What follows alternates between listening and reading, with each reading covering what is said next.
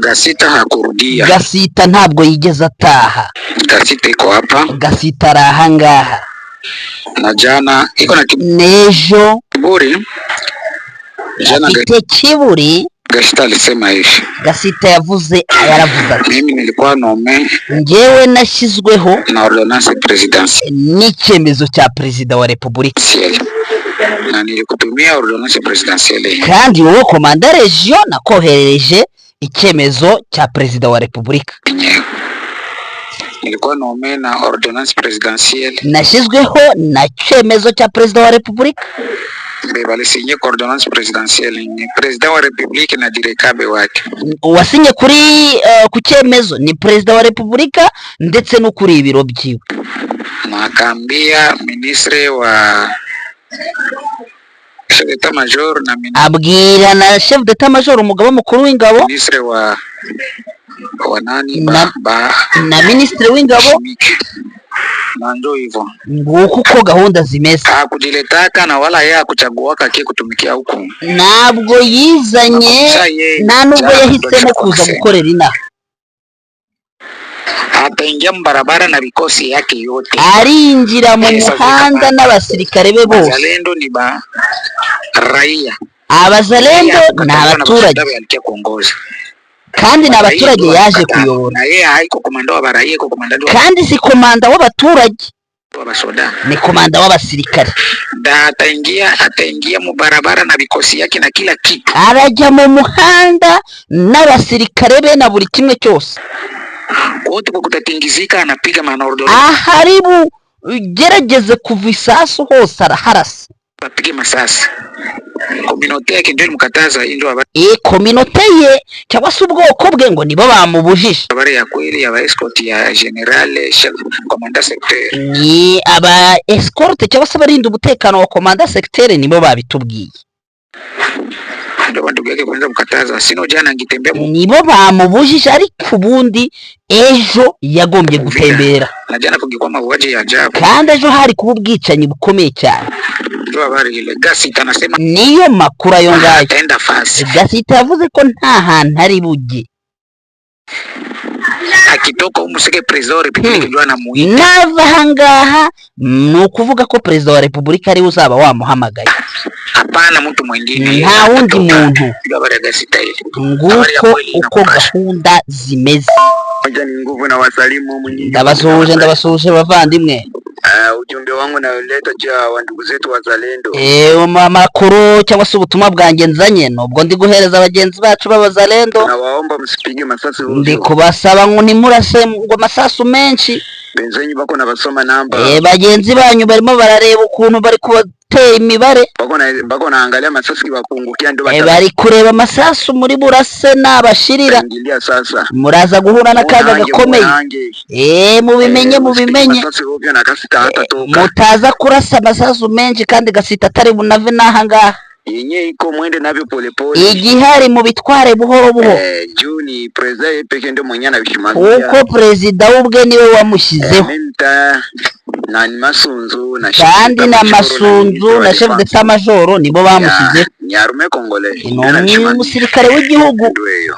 Ngibyo. Madili yabo balifanyaka na Kabila. Ibyo byose bagiye babikorana na ba Kabila, nta kindi cyo gukora. Bifo ni bifo byetu si abiko bya. Ni murasa n'urupfu rwacu twebwe turaba turi gupfa.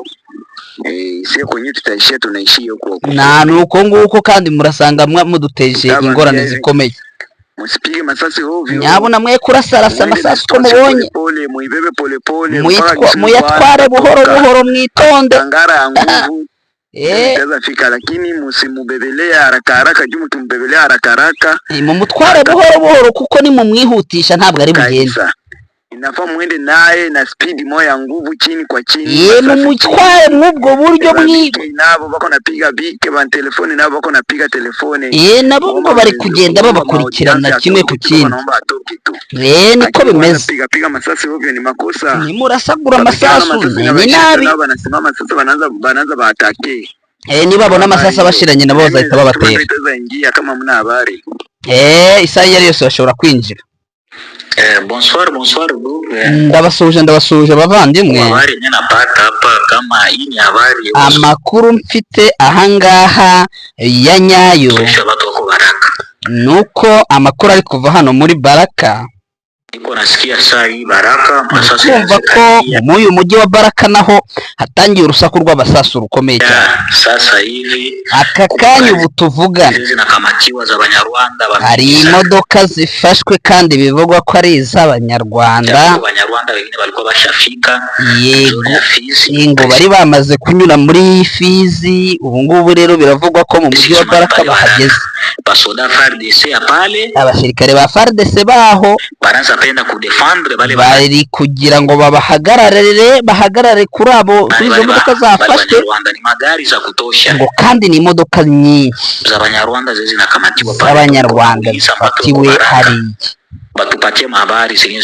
Yego abantu bari Baraka rero baduha amakuru ya nyayo, ariko ni amakuru bashije guhabwa n'abaherereye muri hariya yuko hafashwe imodoka ndetse n'amasasu ari kuvugwa menshi. Yego kabisa, aravuze, ni umusirikare, aravuze ngo mu mwanya uwo ari we wose ashobora gutanga uruhushya cyangwa se akababwira bagatangira bakarasa. Umuntu wese uri Baraka aze kubidufasha mabitubwire. Bavandimwe muraho. Ile gari zishakamatiwa ziko zishakuyepe. Izo modoka zamaze gufatwa koko n'ukuri. Ile gari zilikamatiwa zafashwe bitu bilipakuwa hapa zafashwe zose zirahanga, kandi izo modoka zari ziturutse muri yake ya Misisi. Namwe mukora akazi iyo ngiyo ugasita mu mufate mu mwice mumukureho. Nizo modoka zafashwe byari ibintu bikomeye cyane byamaze gufatwa. Rero namwe gasita ntimumusige amahoro. natwe kubera ko bitari buze kora namwe mu birangiza ibyo mu bikemu niko bimeze. Turahamagarira abaturage bose yuko ejo kuwa kane nanone nta kazi kazakorwa. Yego ejo tariki 4 natwe nka Nouvelle Société Civile cyangwa se ishyirahamwe ry'abaturage twebwe twahanga muri Kivu y'Amajyepfo, tubwiye abaturage ko bijyanye n'ibiganiro twaganiye ejo, ejo nanone kuwa kane nta kazi gahari. Hakuna kazi kwa sababu vile moja tulifanya leo siku ya 3, kuko ibyo twakoze uyu munsi nanone nk'umunsi utigeze ugirwa ikikorwamo. Ni kuambia uraia kwamba raia ile kwamba kwari ukubwira abaturage yuko bagomba kumenya ko General Gasita aracyari muri Uvira, kandi akabashyigikiwe n'ubuyobozi bwa Kinshasa. Aracyari Uvira. Turi kubibutsa mwebwe abaturage mwese ko ejo nta kazi gahari, nta modoka zemerewe gutembera mu mujyi wa Uvira, nta butike yemerewe gufungura. Abantu bose muzagume mu mago yanyu. Icya kimwe dusaba gusa nuko Gasita agomba kugenda. Nibwo butumwa tubahaye bwa buri muntu wese uri muri Uvira, amenye ko ejo nta kazi gahari, guhera ejo nta kazi kazaba kari muri Uvira. Tukaba dushaka kugira nanone tubamenyeshe ko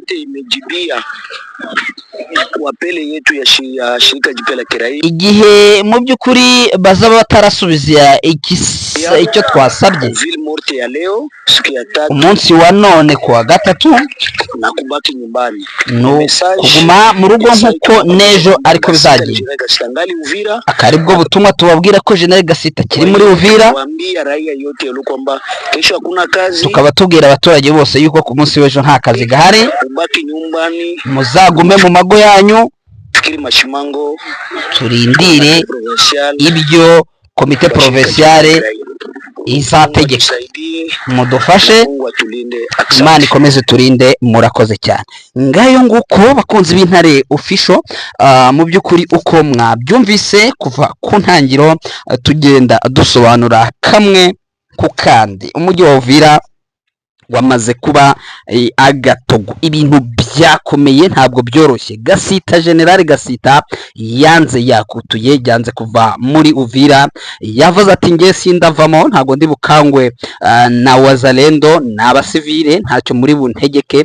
Hanyuma abazalendo nabo bati ntabwo turi bwemere, ntabwo tugukeneye, uri umunyarwanda, ugomba gusubira iwanyu. Ibintu bikomeje kuba bibi cyane ku rwego rudasanzwe. Nk'ubu tuvugana ni amasaha y'ijoro, ariko ikitwa urusasu rurumvikana ku rwego rudasanzwe. Amasasu ari kumvikana, dukomeje kugenda tubikurikiranira cyangwa se tubikurikira hafi kugira ngo tugende tubabwira uko situation zimeze. Mu kanya kabisa nibwo abantu batari bake bakomeje kugenda baraswa kabisa, kubera ko iri joro rimeze nabi. Abari muri Uvira bo ntabwo bazi ko buri buke. Turaje rero tubabwire uko situation imeze kugeza ubu. Current situation iri mu mujyi wa Uvira byo ni bibi, ntacyo dushobora kurenzaho, nuko gusa imirwano ikomeje ikitwa gusubiranamo ingabo za FARDC. Ariko kandi hakaza andi makuru atubwira ko mu mujyi wa Baraka naho amasasu akomeje kumvikana, hagati yo kutumvikana kw'ingabo za FARDC ndetse na wazalendo. Ese biragenda bite? Ese Tshisekedi arabyitwara mwate? Ese Banza Mwilabo Jules, chef d'état major general, arabikora abigenza ate? Ese General Pacifique Masunzo barababanze mwene wabo Gasita hariya mu mujyi wa Uvira, hanyuma avuge ko awuyoboye? Ibyo byose turagenda tubirebera hamwe muri rusange.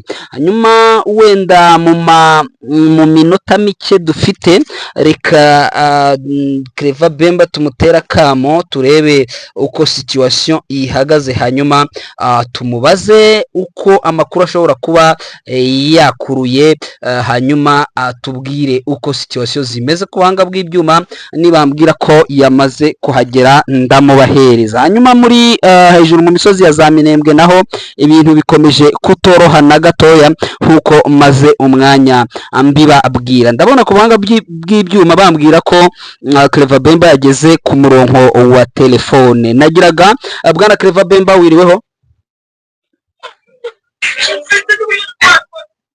Uranyumva? Ndakumva neza Bemba. Yego.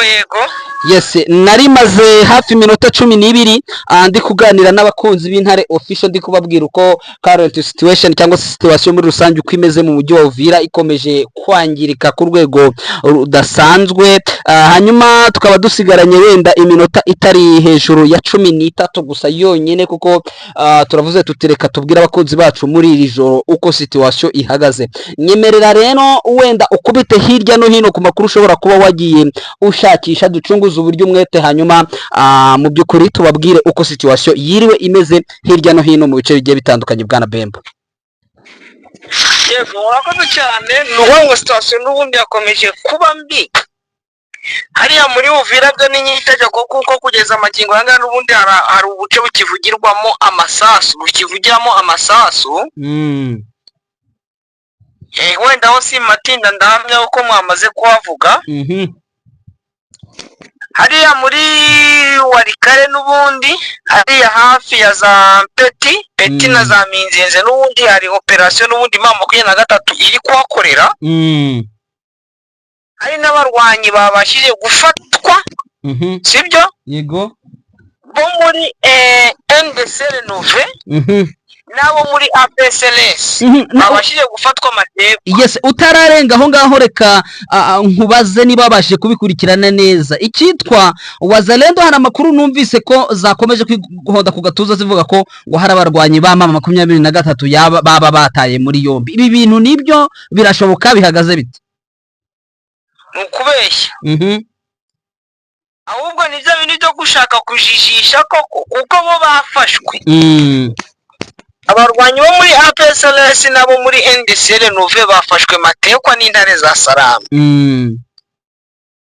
Bamaze gufatwa matekwa, ahubwo bajya mu baturage nka bya bindi. Hari abaturage bari hariya pinga Bushimo, babashije kugira utwete gufatwa babitirira ngo bakorana na mama 23, nabo ngabo bari kugenda bavuga ngo bafashe ingongo abasirikare bo muri M23. Yes, amakuru mfite ngo nuko bashobora kuba batoraguye ngo n'ibinifomo ngo bakaba babifite, ngo bakaba bashobora kuba ngo bari bubibambike. Abantu bashobora kuza kubona izo video, ndakeka ntiziratangazwa ariko bashobora kuza kubibambika nkuko basanzwe babikora, niba koko abo baturage bafashwe bagafatirwa muri pinga Bushimo. Abo baturage n'andi makuru nuko abaturage baho ngaho bavuga ati abangaba ko tubaza ari abacuruzi, donc n'abacuruzi bakoraga ibintu by'amatrafike, babaza Gashuga, bakaza za Karembe, ndetse bakaza ubucuruzi bakoraga, baza gari Kicanga bakagurira inka, bakajya kuzigurisha hariya za pinga. Yego, kuko harimo abakomoka za Nyanzare, harimo abakomoka Nyanzare, kuko ku makuru mfite abo baturage bafashe n'abaturage 5, harimo abakomoka za Nyanzare, ariko abandi bakavuga ati bari gushakisha uburyo bwo kugira ngo babibe doki amafaranga yabo bari bacuruje inka. Noneho bamaraga gucuruza inka, banageraga hariya bakanazibagisha, bakagurisha inyama, noneho bakongera bakarangura n'andi mavuta, amavuta y'amamesa bakapakiza ku mamoto bakayazamura bakaza kuyagurishiriza za Gicanga, za Mweso, za Kashuga. Abo ngabo nibo bagiye gufata, ariko nyine ngiye ku makuru ufite n'abo baturage bafashwe, ariko ari muri gahunda zo kwati kukibo bajya kurangurira bakajyana n'ibicuruzwa hari M23, ati nuko bakorana na M23 abo ngabo. Uri bukariya Sake hari abagore bajyaga kurangura amata bakajya no kurangura inyama za Kirirwe na za Mushaki, bigeze gufungirwa Sake bavuga ati ngo nibo ngo batanga amakuru. Ntabwo ubyibuka? Ndabyibuka neza kabisa, ibyo byagiye bibaho cyane. Hari n'undi mutipe w'amaforomaje nawe waje gufungwa ati nawe akorana na mama 23 bari kugira ngo foromaje ziba zitware. Urabyibuka nabyo? Nabo ngabo nabo bari kugendera muri ubwo buryo, bakabati ngo kuki bajya muri M23 bakarangurayo bakajyana y'amamesati, bano n'abakoraborateur ba M23 ati bari suspect, nicyo ngicyo bafatiwe. Ariko ku makuru mfite nuko ahubwo ari hafi ya za Peti muri iyo misozi ho hafatiwe, nuko wenda mama 23 ntabwo ari yatangaza umubare wabo bo muri NDC Renove nabo muri APSLS yafashe, ariko amakuru aturuka mu giturage, abaturage baratubwira bati bafashwe benshi n'imbunda zabo. Yes, birumvikana. Wenda ariko wenda nane batacari amakuru akongera akavuga ati ngo abo ngabo ngo bari kuvuga yuko ngo ntibafashwe, ngo ahubwo ngo bari baje kwiripotinga kuri mama 23. Rukuva ko nabo barabyemerera, ndetse ngo nabo muri NDC Renove nabo bakavuga bati ngo abo ngabo ngo bari kwa madui, ngo bari kwa naenda jiripoti ku M23 asema bakukamativu. M23 nabo bakavuga ati amakuru araza kuri M23 ntabwo ari babitangaza, abaturage nabo bavuga ati bafashwe ntabwo biripotinze. Icyo kintu kirasobanutse cyane, abakunzi bacu bashobora kuza wenda guhura nabyo kuri social media baze kumenya ko ku ruhande rwa mama 23 n'abaturage b'abacuruje baje n'ubundi gufatwa bakomeje kugenda bahohoterwa kubera ko bakorera muri zone za mama 23. Hanyuma ku ruhande rwa coalition bo n'ubundi byo ni nk'ibisanzwe bakaba batawe muri yombi. Nyemerera ngize mu kandi gace, hanyuma twihuta cyane ducunguza uburyo umwete. Ikamwinjiza n'ubundi hano muri Rucuro, ngo hiriwe naho hakumuriro. Hiriwe hakumuriro n'ubundi uwo muriro wakomeje kunaka hariya hakurya muri Bwito gito n'ubundi ku buryo ubona yuko uriya muriro wari wateshe panike muri cya gice cya za Mwisura za Kicanga ndetse na za Birambizo aka kanya bisa naho byamaze gutuza ariko ukajya wumva akantu k'agatakutaku kamwe ariko abantu bakatubwira yuko ari ba 23 n'ubundi iri muri operation zo kumeza kubahiga mu mizi. Birumvikana ni muri teritware ya Rucuro muri sheferi ya Bwito hakomeje n'ubundi kubera ibikorwa byo kudemoraliza cyangwa guca intege niko nabyita iyi mitwe ya CMC Nyatura yo kwa Dominique Ndaruhutse na FDLR buri abangaba baragendana hanyuma wenda mu misozi ya za Minembwe naho hari byinshi bikomeje kugenda bihavugwa mbere yuko wenda tugana ku musozo nsoreza kuri Constant Mutamba ngewe hangaha ari ahantu bita kwikuhene ni Poezero no kwa Murima murano masaha y'ikigoroba naho niho hongeye gukorerwa sharing no mu nkengero za Mushikashika FARDC yongeye kongera gusharinga iri kumwe na Wazalendo ndetse nabo muri FDNB ku makuru dufite yego ariko noneho muri abandi bari gusharinga cyane bo muri FDNB zirangabo z'u Burundi n'imbonera kure ni mu bazamutse hari ngo abazamutse bavuye Uvira benshi bagera nko muri 700 bavuye Uvira ariko bari baturutse n'ubundi mu Burundi bavuga yuko igice bari baturutsemo ari muri ka militaire iri ahantu ho bita donc na ahantu ho mwishyamba n'ubundi ni ka militaire ahantu ho bita Mudubugu abari bazamutse none bahita babohereza baravuga ati nibagenda bajya gusharinga ari kwihene kwa Mushikashika Poezero na Murima igitero abari bari gusharinga kuri Poezero mama 23 natwirwa nongo baje kubateramo ibombe umubare w'abapfuye ntabwo wari wamenyekana abari bari gusharinga kuri Poezero mama 23 natwirwa nongo baje kubarukariza neza baraza babashyira muri target bakubitamo ibombe ngo irabarimbuye ariko umubare nturamenyekana. Yes byumvikane neza cyane ibyo bitero byari birango byari bitero bya sharing ntabwo byari bitero uko mama 23 natwirwa nungo bakomeje bo kubihorera barabarindira kugira ngo babagereho ariko baje kubakorera ku kantu konyine. Hanyuma niba nta kindi wenda twagana ku musozo twasoza yego twasoza tukareba ko twakomeza kubashakishiriza n'andi makuru n'ubundi. Yes urakoze cyane ndagushimiye cyane n'abakunzi b'Intare Official nabo baragushimiye. Yego nandi ndabashimiye nkakomeza kubifuriza gukomeza kugubwa neza kugira Imana n'amafaranga kandi kuno kwezi kwa 9 n'ubundi bakomeze babyiteho dore abana batangiye amashuri babakurikirane cyane. Asante sana. Hanyuma dusoza umugabo bita Constant Mutamba ku munsi w'ejo nibwo twababwiraga ko yaciriwe urubanza hanyuma yasomewe Pluton ntabwo yaciriwe urubanza aza gukatirwa imyaka yose 3 y'igihano ndetse y'imirimo y'agahato. Hanyuma igisanzwe hari haje imodoka yagombaga kuhamukura ikamujyana muri Makala ibintu bitigeze biba. Hanyuma amakuru atugera tubwira ko haje kuza indi modoka itwaye umujyanama wa Perezida wa Repubulika bwana Felix Antoine Tshisekedi Chilombo iraza iyi ntumwa itangira kubwira hanyuma imodoka yagombye kumujyana Makala yuko itagomba kumujyana muri gereza igomba kumujyana ahantu muri residence surveillée akabiwe agafungishwa ijisho nkuko byakomeje kugenda abitangazwa. Hanyuma uyu mugabo ngo yaje guhitishwamo aho ashobora kuba ariko ngo atabaye hahandi yari yaraorganije cyangwa yari yarateguriye ibintu bisa n'ibitaramo byo kurara baririmba ajyanwa mu nzu ye hoteli iri ahantu ntarabona komine neza hanyuma aha bariho ashyirwa.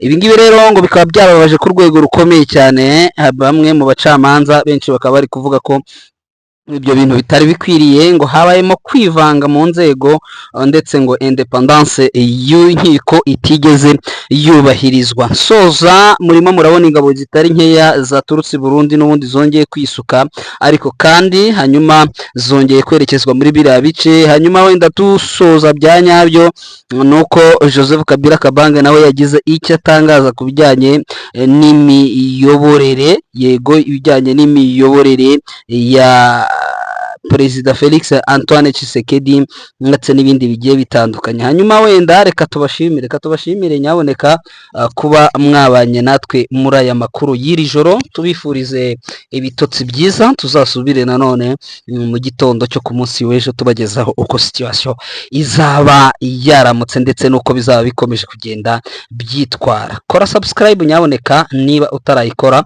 share ndetse na comment. Amakuru yacu yo nakagaruka, hanyuma muri mfura cyane mukomeze musharing ibiganiro byacu munabipostinga ku ma TikTok no ku bindi. Turabashimiye cyane, ariko kandi hari ikintu wenda dushobora kubabwira. Niba twatangiranye ikiganiro tukaba tugisozanyije, nyaboneka jya muri comment wandike ko tugisozanyije. Hari abajya barebaho hanyuma bagahita bakuraho, buriya ntabwo aba ari sawa, biba bisaba kugira ngo biba bisaba kugira ngo hanyuma uyu se mbona banditse hanga ngo communicateur du Front commun pour le Congo, distingué Madame Marie Olive Lembe, le souvenir juste bénédiction. Okay, so ibi turagenda tubigarukaho. Ndabona ari Madame Tate Marie Kiyo, grand-mère w'uyu mubyeyi wahoze ari umugore wa Perezida wa Repubulika. Wenda ibi byose tuzagenda tubigarukaho, n'amakuru abagiye akomeje kugenda atugeraho. Hanyuma nyaboneka mugire ibitotsi byiza. Amakuru yacu yo nakagaruka. Ciao ciao.